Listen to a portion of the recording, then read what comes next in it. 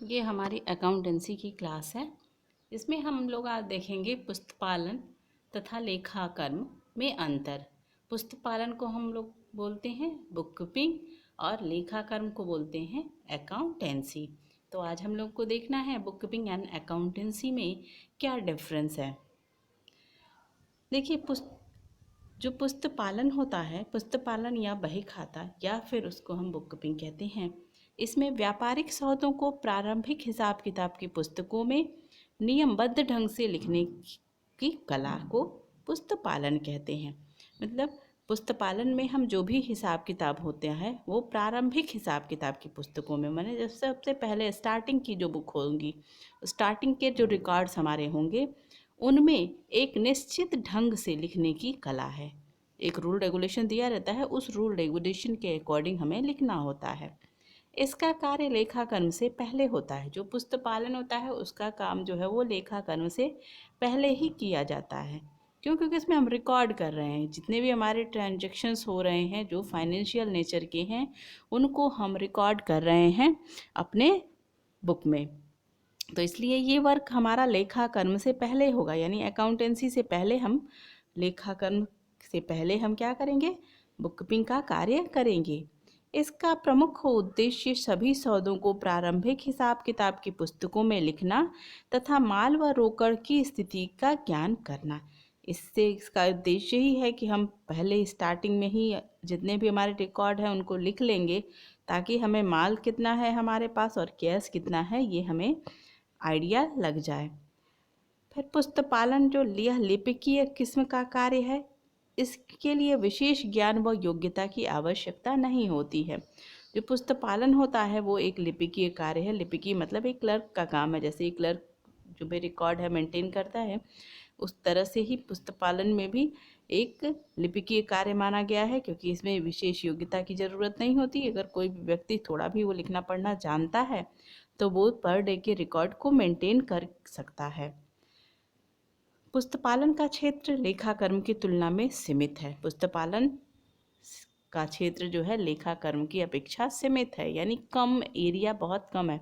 पुस्तपालन में का एरिया सीमित है और लेखाकर्म का एरिया पुस्तपालन से बड़ा है, मतलब उसमें ज़्यादा चीज़ें समाहित होती हैं। यह दैनिक लेन देनों का लेखा है, अतः इसकी अवधि 1 दिन की होती है। फिर पुस्तपालन लेखाकर्म पर निर्भर नहीं होता। पुस्तपालन लेखाकर्म पर निर्भर नहीं होता है, लेकिन लेखाकर्म पुस्तपालन पर निर्भर होता है, क्योंकि जब कोई रिकॉर्ड हमारे पास रहेगा तभी तो हम उसके आगे की प्रक्रिया करेंगे। जब हमारे पास रिकॉर्ड ही नहीं रहेगा तो हम आगे की प्रक्रिया को कैसे करेंगे? तो इसलिए लेखाकर्म क्या है? स्टार्टिंग का प्रोसेस है, और लेखाकर्म के ऊपर ही हमारा अकाउंटेंसी या पुस्तपालन क्या है? हमारी स्टार्टिंग की प्रक्रिया है। तो इसलिए पुस्तपालन के ऊपर ही लेखाकर्म डिपेंड करता है। अगर हमने पुस्तपालन बढ़िया से किया है, यानी बुक कीपिंग, यानी अपने रिकॉर्ड को प्रॉपर वे में अगर लिखा हुआ है, तो आगे का जो लेखाकर्म का कार्य होगा, यानी अकाउंटेंसी का कार्य होगा, वो हम कर सकते हैं। पुस्तपालन लेखाकर्म के लिए उत्तरदायी नहीं है।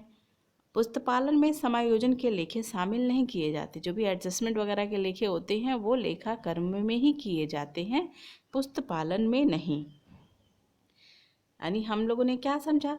पुस्तपालन हमारी प्रारंभिक लेखे की बही है, जिसमें हम नियमबद्ध तरीके से हिसाब किताब को लिखते हैं, और लिखने के बाद हम अकाउंटेंसी का कार्य करते हैं। उसी के माध्यम से जो पुस्तपालन या बुक कीपिंग में हमने लिखा हुआ है उसी का हम एनालिसिस करते हैं, इंटरप्रिटेशन करते हैं लेखा कर्म में।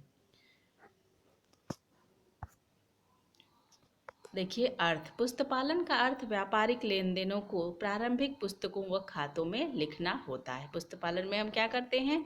सबसे पहले जो भी लेन देन हुआ है उसे हम एक नियमबद्ध तरीके से लिखने का काम हम पुस्तपालन में करते हैं।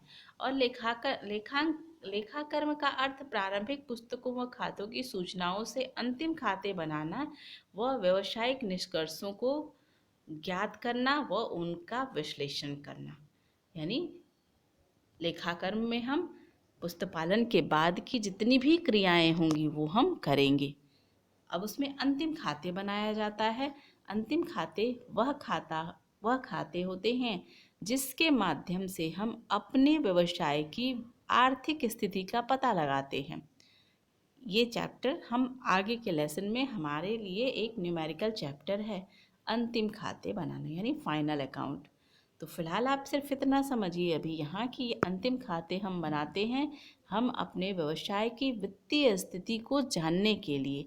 तो ये कार्य हम लेखा कर्म के अंतर्गत करते हैं। मतलब पुस्तपालन में हमने सिर्फ रिकॉर्ड किया और किसी निष्कर्ष पर पहुंचने के लिए हमें लेखा कर्म की आवश्यकता होगी। पुस्तपालन का क्षेत्र व्यापारिक लेन देनों को लेखों की प्रारंभिक पुस्तकों में लिखने व खाते बनाने तक ही सीमित है। यानी इसमें सिर्फ लिखा जाता है, जनरल और लेजर के माध्यम से हम प्रारंभिक लेखे की पुस्तकों में प्रारंभिक जो लेन देन होते हैं उसे लिखते हैं और खाते बनाने का कार्य करते हैं। लेखा कर्म का कार्य क्षेत्र विस्तृत होता है। इसके क्षेत्र में लेखा पुस्तकों से व्यापारिक निष्कर्ष निकालना, विश्लेषण करना तथा प्रबंधकों को उपयोगी सूचना देना भी शामिल होता है। कार्य की प्रकृति, पुस्तपालन का कार्य एक प्रकार का लिपिकीय प्रकृति का है, यानी ये एक क्लर्कियल वर्क है। और लेखा कर्म एक प्रकार की तकनीकी प्रकृति का कार्य होता है। इसमें लेखा कर्म में टेक्निकल स्किल की ज़रूरत होती है। पुस्तपालन के पास व्यापार के निर्णय लेने का अधिकार नहीं होता और केवल बुककीपिंग के रिकॉर्ड्स के आधार पर कोई नवीन निर्णय नहीं लिया जा सकता। ये कह रहे हैं कि पुस्तपालन में निर्णय लेने का अधिकार नहीं होता।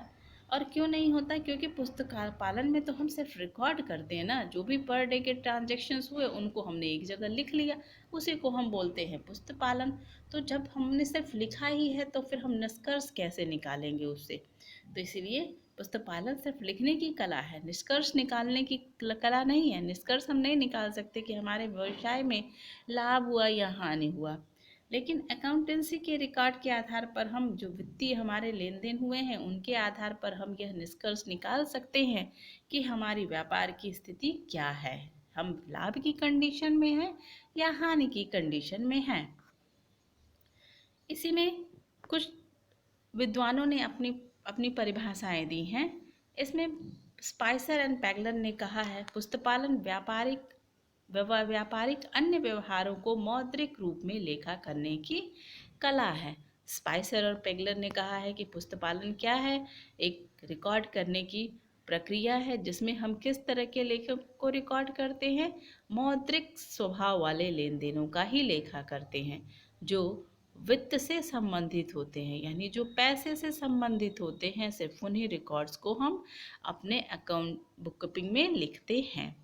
फिर इसी में कॉर्टर ने कहा है पुस्तपालन का आशय हिसाब की पुस्तकों का में मुद्रा या माल के हस्तांतरण से संबंधित सभी व्यापारिक सौदों का लेखा करने की कला व विज्ञान है।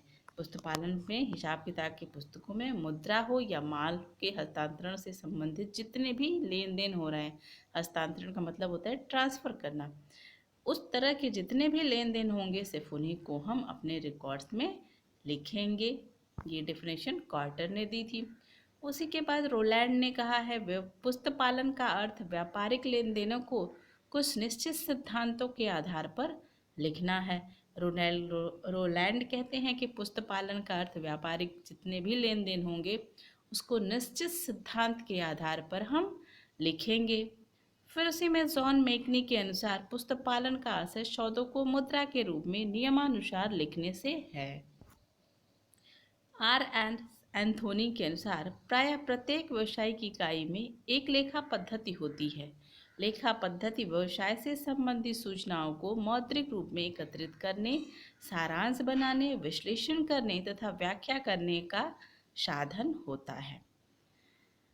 तो ये कुछ डेफिनेशन थी जो आपको याद करनी होंगी। डेफिनेशन को हम अपने शब्दों में नहीं लिख सकते क्योंकि ये स्टेटमेंट है और किसी के इस भी स्टेटमेंट को हम उसमें कुछ चेंज नहीं कर सकते, इसलिए इस तरह के डेफिनेशंस को आप याद करिएगा।